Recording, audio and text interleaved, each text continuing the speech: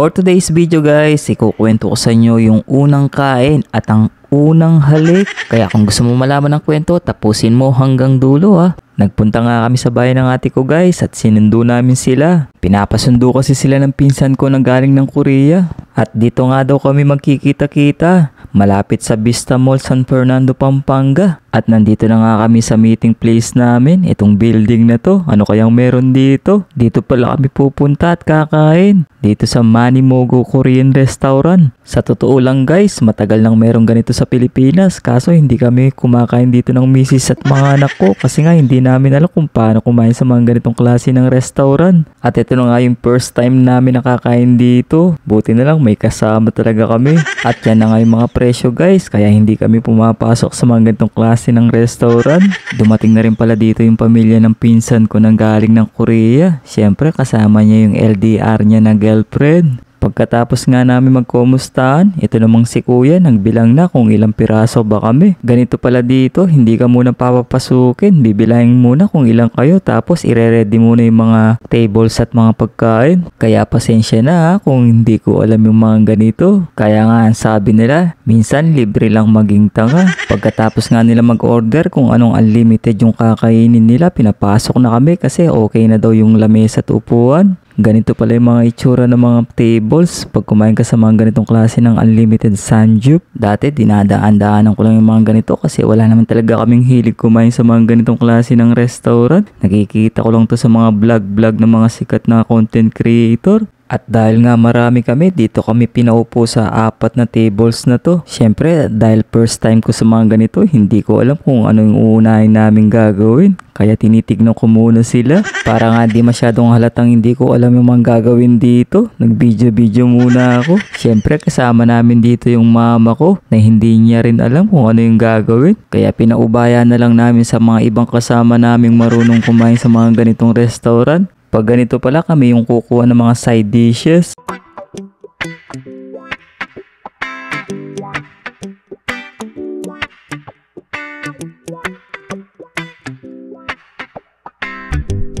Sometimes life is good, but then the trouble. Tignan nyo naman guys, ito lang yung kinuha ko. Kasi hindi ko talaga alam kung anong kukunin sa mga ganitong pagkain. Tapos sinawag din ako ng anak ko. Ang sabi niya sa akin, hindi din daw siya marunong humawak ng chopstick. Tapos ang sabi ko naman sa kanya, anak, hindi ka nag-iisa. Magtinidor na lang tayo. At dito guys, nag-start ng mag-grill si Mrs.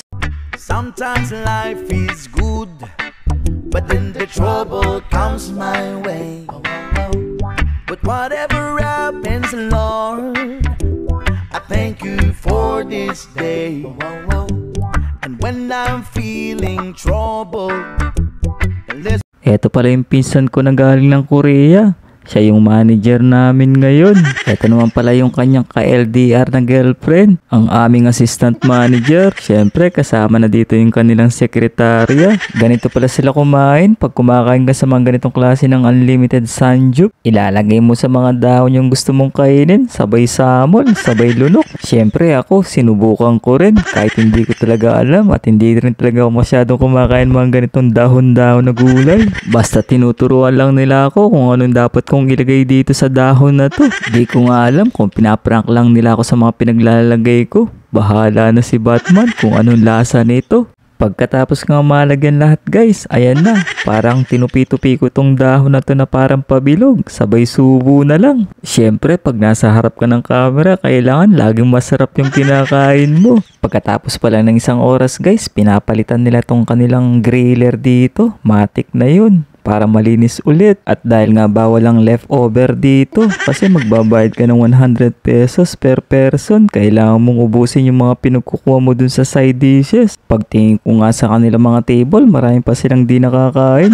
Kaya sabi ko sa dalawang magjowa na to, magsubuan na sila para maubos na. Bigla namang kinilig yung ate ko dun sa likod. Pag mahina na pala yung baga ng charcoal, itutok mo lang tong exhaust fan at lalakas na ulit yan. Pero sa di inaasahang pangyayari guys, may nakuhanan kami ng video na siguradong matatawa kayo. Yung napasobra ng tutok yung exhaust fan dito sa griller at nandito nga yung nangyari guys, panoorin nyo mabuti.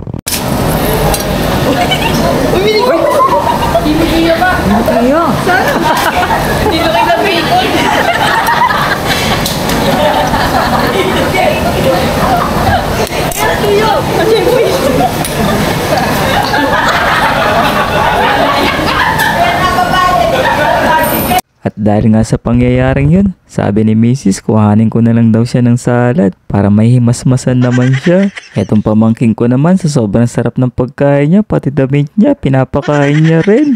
Pagkalipas nga ng isa't kalahating oras guys, nag-check ako ng mga table. Table number 1, walang leftover, okay. Table number 2, konti lang naman, okay na yan. Pagkadating dito sa table number 3, medyo madami pa yung natitira at hindi daw nila kayang ubusin. Ayan o, kitang kita. Sigurado ako ipapabayad sa amin yan. At tinawag na nga namin yung staff para i-check niya yung bill namin. Ang sabi niya, meron kaming leftover. Kaya ito, sabi ng ate ko, ibabalot na lang namin. Hindi daw pwede. Kesa magbayad kami ng tigo 100 pesos kada isang tao. Ang sabi ng ate ko, kakainin na lang namin. Uubusin namin hanggat kaya namin. Kakainin na lang namin, oy! Sama-sama tayo!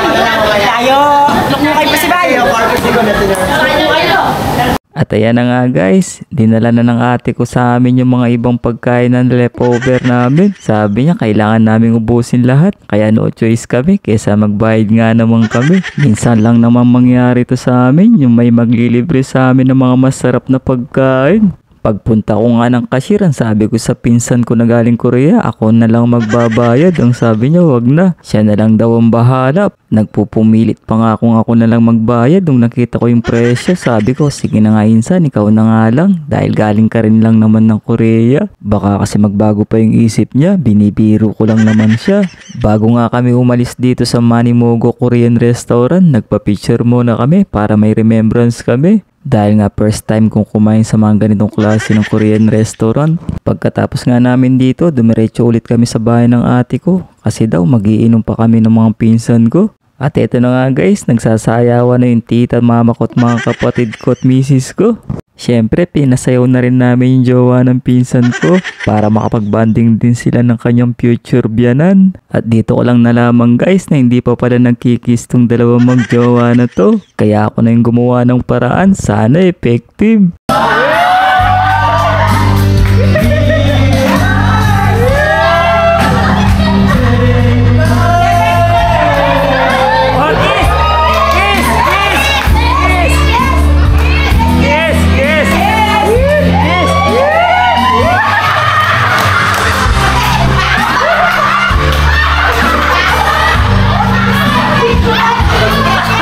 Itong manok namin medyo mahina. Bakit niya kinis sa noo? Pero hindi kami sumuko guys. Kailangan talagang mag-kiss sila. Para meron yan! Para meron!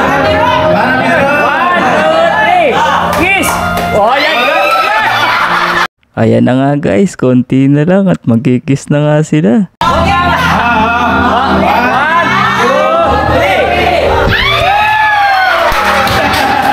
At yun lang talaga hinihintay namin bago kami umuwi kasi mag-aalas 8 na ng gabi. At dahil dyan, dapat tuloy na yan hanggang simbahan ha. At yun na nga yung buong kwento ng ating istorya. Yung unang kain at ang unang halik. Sana guys nagustuhan nyo yung kwento. At sana wag mo kalimutang mag-follow sa aking Facebook page at YouTube channel. At wag mo na rin kalimutang mag-like, comment, and share ha. Hanggang dito na lang. Maraming salamat. Bye!